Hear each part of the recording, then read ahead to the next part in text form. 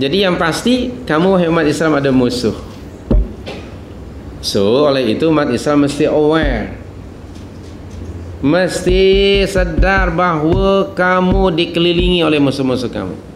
Kamu selalu diintai dan kamu selalu menjadi sasaran musuh kamu. Musuh-musuh kamu selalu menyasarkan, moncong senjata mereka itu kepada kamu. Maka kamu mesti hati-hati dan waspada, bersedia untuk itu semuanya. Namun realiti umat Islam di zaman kita hari ini tidak. Ini kita aware bahawa kita ada musuh. Kita telah neglect ayat itu. Seolah-olah kita tidak ada musuh, hidup tenang aja. Padahal sebetulnya umat Islam sejak hari pertama sehingga hari kiamat dikelilingi oleh musuh. Dan bahkan kalau saya ingin tambah sedikit maklumat ini bahwa musuh-musuh yang terdiri dari orang kafir hari ini memusuhi kamu tidak hanya menggunakan senjata konvensional, tapi apa yang disebut sebagai ghazwul fikri. Ghazwul fikri melalui apa peperangannya? Melalui minda, penjajahan pemikiran. Melalui apa? Iqtisadiyah, ekonomi. Melalui apa? Sia-sia politik. Melalui i'lamiyah. I'lamiyah ini maknanya media massa. Melalui IT sekarang. Dan kita tidak sadar sebenarnya kita diserang dari berbagai penjuru. Namun kebanyakan orang termasuk kita yang ada di Malaysia ini, khusus yang ada di ruang inilah, kita lah, bukan orang lain. Kita we do not aware bahawa kita sebetulnya sedang diserang. Kerana selama ini kita memahami musuh itu menyerang kita dengan senjata. Bukan begitu? Sebenarnya kita sudah tinggal nama aja barangkali Islam. So minda kita bukan lagi minda Islam, tapi mungkin minda British, minda Belanda, minda apa-apalah. Cara kita berfikir maksudnya. Nah, ketika orang mencari rezeki Allah tanpa mengambil kira halal dan haram, apa dia? His mind Islamis is the Muslim's mind? Tidak. Ketika dia hari-hari hidupnya tidak ada padanya ciri-ciri sebagai seorang Islam, dia tidak sedar. Di attack secara halus, sehingga umat Islam yang ada hari ini barangkali sudah sampai kepada apa yang dinyatakan oleh Nabi SAW 14 abad yang lalu dalam hadis futuristik. Nabi menyatakan mafhum sebuah hadis yang hujung sekali, dikatakan nanti Islam tu la yabqa minal islami illa ismuhu. Tidak ada lagi pada Islam kecuali tinggal apa? Nama saja. Islam di IC saja. Ini yang do you think sudah menjadi reality tadi zaman kita hari ini? Islam hanya sekedar nama saja. Kenapa? Karena kita di-attack dari arah yang kita tidak sedari. Terlalu jarang di kalangan umat Islam hari ini, terutamanya kita yang sedar bahwa kita diserang oleh musuh kita, dan kita di-attack oleh musuh kita tidak melalui senjata yang konvensional. Soal itu sekali lagi mesti kamu sentiasa bersedia. Namun untuk membuat persediaan seperti ini menghadapi musuh kamu itu perlu pada fulus, pengorbanan uang ringgit. Sana kembali lagi surah 8 dari ayat 60. Di tengah-tengah ayat ada kalimah wa ma tunfiqu, ada tak? Wa ma tunfiqu min syai'in fi sabilillah yuwaffa ilaikum wa antum la tuzlamun.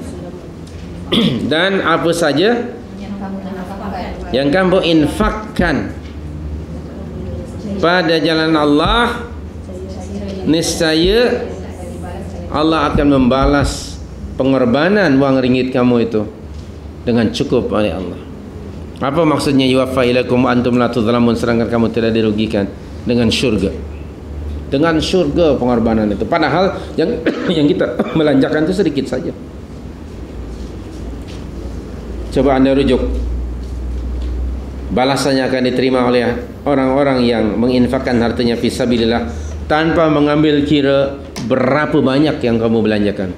Ada sebut Allah di situ? Wa ma tunfiqu, dan apapun yang kamu infakkan pada jalan Allah. Ada sebut berapa jumlahnya? Tidak. Allah tidak menyebut jika kamu menginfakkan 100.000 maka kamu dapat syurga. Kesian yang 10 sen. Apa-apa dia. Barangkali dia mampunya hanya 10 sen. Nahmadullah, kita bersyukur pada Allah. Allah membuka di situ ruang yang luas. Tidak mengambil kira soal amount. The most important, ada kesadaran untuk mempertahankan agama ini. Sedia untuk mengorbankan harta demi tertegaknya agama Allah Subhanahu wa taala. Dalam surah 9 ayat 111, Allah akan beli apa yang anda belanjakan pada jalan Allah itu. Allah gantikan dengan apa? Ayo rujuk surah 9 111. Innallaha ashtara minal mu'minin anfusahum wa amwalahum bi anna lahumul jannah. Itu bayarannya. Tadi Allah menyebut Allah akan bagi kepada kamu balasan yang cukup. Yuwaffa ilaikum wa antum la tuzlamun, rupanya dengan syurga. Setiap orang mukmin pasti akan tertarik dengan tawaran Allah ini. Dan dia akan bersedia. Di sini asasnya iman, bukan bangsa. Dan orang yang tertarik dengan tawaran Allah seperti ini sedikit orang. Dan itu menggambarkan betapa sedikitnya orang yang memiliki iman yang benar dan sahih. Bagi orang yang betul-betul memiliki iman yang sahih, selalu akan menginfakkan hartanya fi sabilillah.